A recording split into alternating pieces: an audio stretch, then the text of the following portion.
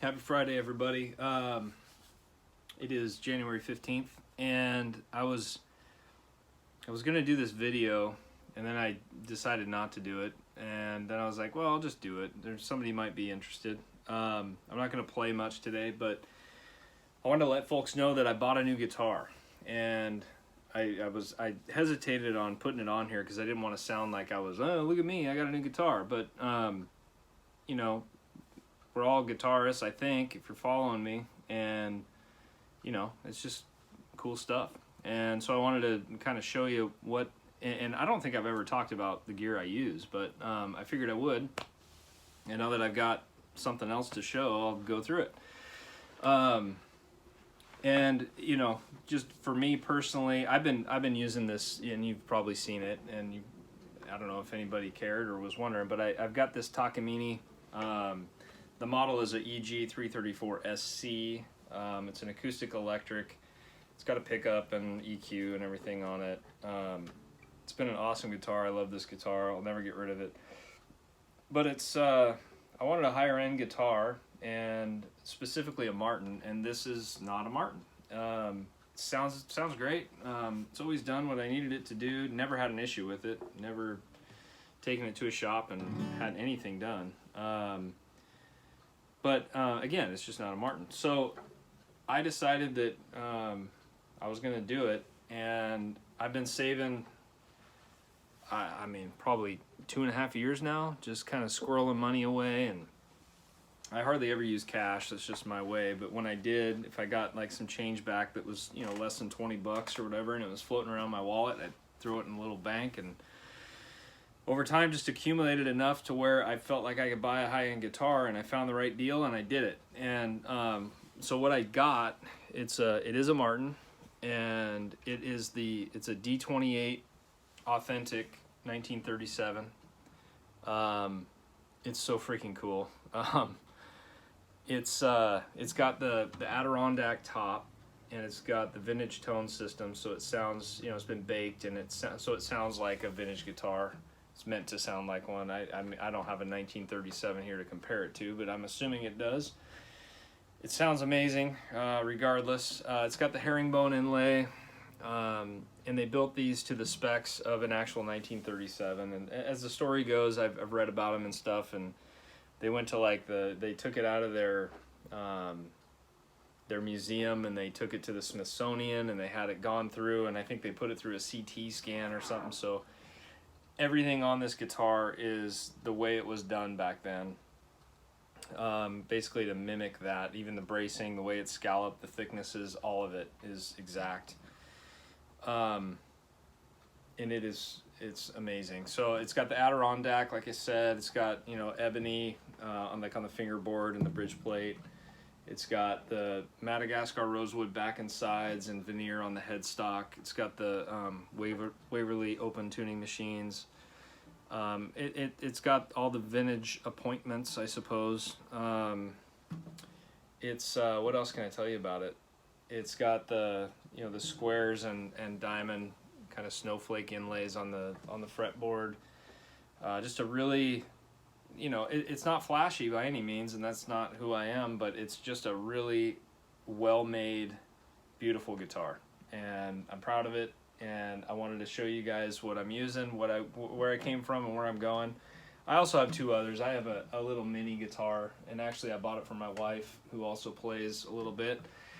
It's an Olympia, just mostly composite materials. It's actually a really cool guitar. But and then I have a knockoff Martin that she had.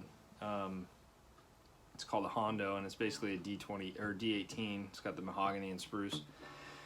And that guitar actually sounds really good, but not like this. So this has got the 1 3/4 nut, which is something that I wanted for my sausage fingers, and I was a little worried about it. And the neck is really thick, and they built them that way back then, and it helps with the tone. But you know, I went down to the local shop and I played one, and I determined that I could pull it off. It's, you know, I still have a little bit of trouble with some string buzzing and muting and things, but I'll get used to it. Especially if I run the capo up the neck, then it gets a little bit easier. But to get the full experience of this thing, playing without a capo is the way to go, I've noticed.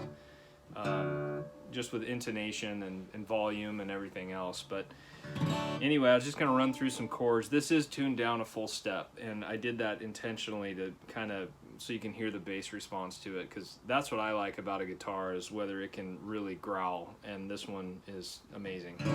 So I was just going to run through some basic stuff and just play a little bit and let you hear it. I was actually curious to hear how it sounds on the iPhone and how it sounds through the YouTube machine, and just see if you can even tell.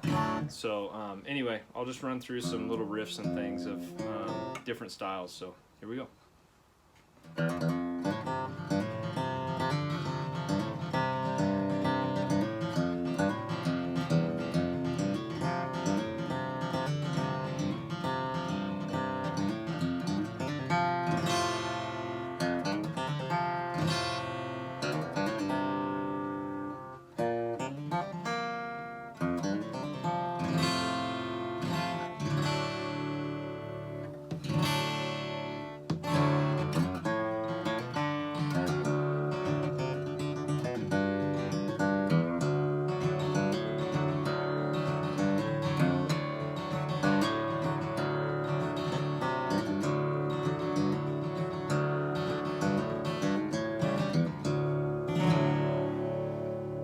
That's with my finger. I have been practicing with a pick. I can't hit all those individual strings yet with the pick, so I'll just do some open chords here. Trying to think of a good song. I'll do Right Turn by Alice in Chains, because it's got a real bassy chords to it. So.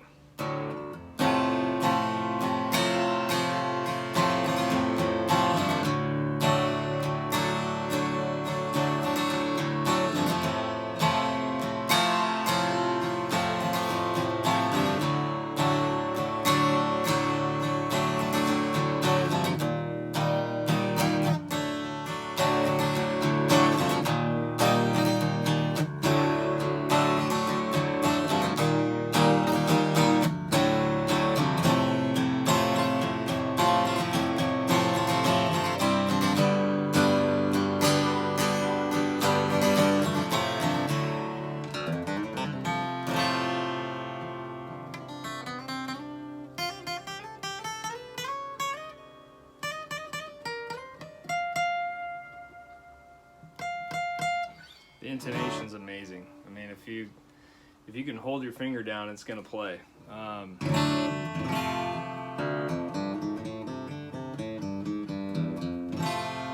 And you know, I wish I was a better bluegrass musician, because this thing would howl. And I am working on that too. A little more flat picking. Once I kind of figure out the pick in general, then I'll start messing around with that. But I'm just gonna play another one I've been working on, and I'll probably end up doing a tutorial for this one, but it's universal sound.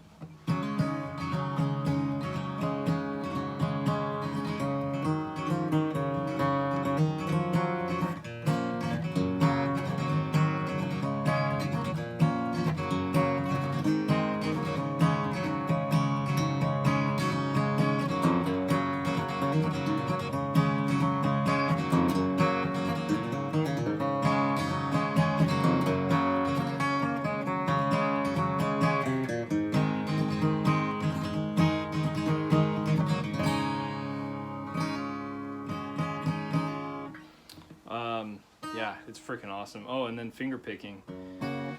I'll do a little bit.